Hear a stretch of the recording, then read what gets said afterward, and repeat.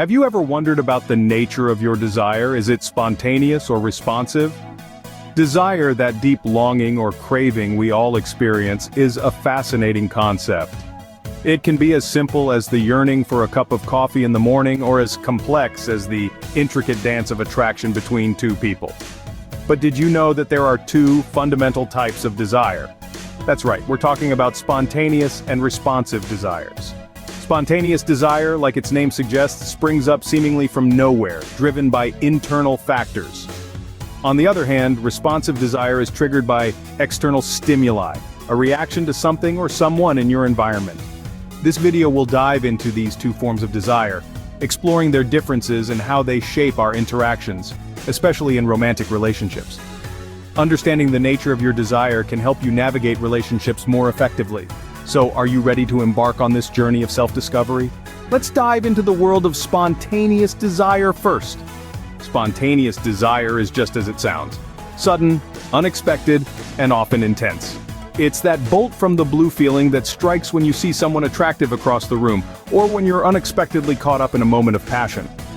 This type of desire isn't premeditated or planned. It's pure, raw, and unfiltered, driven by immediate physical or emotional attraction. Now, let's paint a picture. Imagine you're at a party, and your eyes lock with a stranger from across the room. Their smile sends a jolt of electricity through you, and you find yourself drawn to them. This, my friends, is spontaneous desire. It's that thrill, that rush of adrenaline that propels you to act, to pursue, to engage. It's the spark that can ignite a flame. But spontaneous desire isn't limited to initial attractions. It can also surface in the middle of a long-term relationship when you least expect it. Maybe it's the way your partner laughs at a joke, or the way they look in the morning light. These moments of unexpected attraction remind us of the deeper connection we share. However, it's important to remember that spontaneous desire, while exhilarating, can also lead to misunderstandings if not managed properly. Because it's so sudden and intense, it can sometimes be mistaken for a deeper emotional connection when it may just be a fleeting moment of attraction. It's crucial to communicate openly and honestly about these feelings to prevent any misinterpretations. Moreover, spontaneous desire can sometimes put pressure on the other person to reciprocate the same level of intensity and immediacy. Not everyone experiences desire in the same way, and it's essential to respect and understand these differences. In the realm of relationships, spontaneous desire can be a driving force, a spark that ignites passion and connection. But like any flame, it requires careful management to prevent it from burning too bright or too fast. So, spontaneous desire is all about that immediate, intense attraction, but what about responsive desire? Now let's flip the coin and look at responsive desire.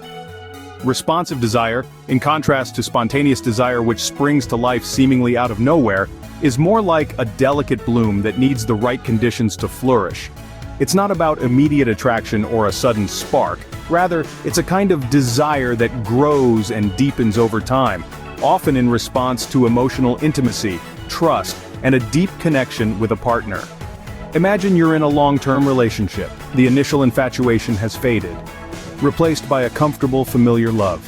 You may not feel a constant burning desire for your partner, but when they show you love and affection, when they make you feel valued and cherished, that's when your desire wakes up. It's a response to feeling loved, to emotional closeness, and to the safety and security of a committed relationship. Responsive desire can be a powerful connector in relationships. It's not about the physical, it's about the emotional. It's about feeling safe and loved. It's about being seen, being understood, being appreciated. It's about the little things, the everyday moments that build intimacy and connection. And when these moments happen, that's when responsive desire comes to life. It's a slow burn, not a flash in the pan. But this type of desire requires careful nurturing and understanding. It needs the right environment to flourish. It needs patience, communication, and emotional intimacy. It's not about grand gestures or dramatic declarations of love. It's about consistency, about showing up for your partner every day, about making them feel seen and valued. It's important to note that responsive desire is not lesser than spontaneous desire. It's just different. It's a different way of experiencing attraction and connection. And for many people, it's a deeply satisfying and fulfilling way to connect with their partner. So responsive desire is about a deep connection that grows over time. But how do these two types of desire interact? Now that we understand spontaneous and responsive desire, let's compare them side by side. At first glance, spontaneous desire might seem like the more exciting of the two. It's that thrilling, out-of-nowhere burst of interest that feels like a lightning bolt. It's the stuff of romance novels and Hollywood movies, but it's also unpredictable and, sometimes, ephemeral. It can flare up suddenly, and just as suddenly, it can disappear. That's not to say it's bad, not at all. It's just a different way of experiencing desire, and it can bring a certain spark and unpredictability to relationships. On the other hand, responsive desire might seem a bit more mundane. It's not a bolt out of the blue, but a flame that grows warmer and brighter over time.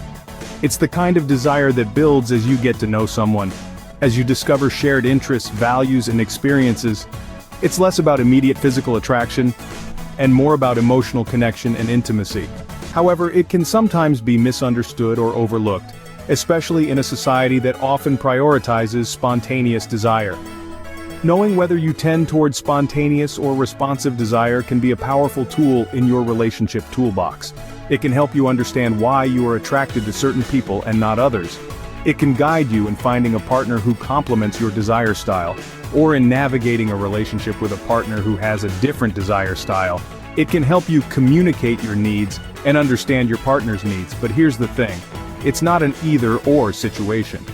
You might lean more towards one type of desire, but that doesn't mean you can't experience the other. It's more of a spectrum, a sliding scale, and it can shift and change over time depending on various factors like stress, health, and life changes.